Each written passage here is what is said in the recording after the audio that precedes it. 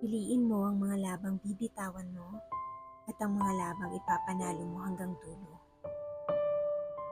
Baka kaya mas nakakapagod, mas mahirap, mas nakakawalang gana, at mas nakakaubos ng lakas kasi pinipilit nating ilaban at buhatin ang lahat. Here, you are allowed to do everything, but not everything is good for you.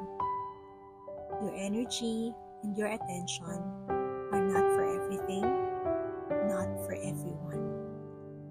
May mga bagay, mga sitwasyon na uubusin lang ang pasensya mo at ang lakas mo.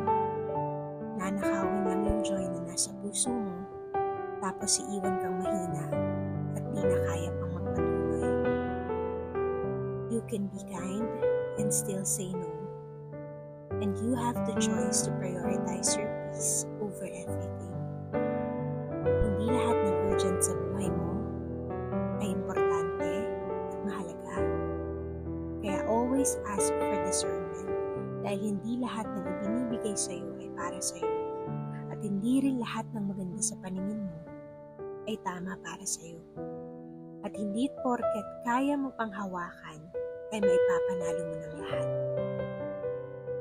Gone are the days when you always do is to take everything that has been given to you.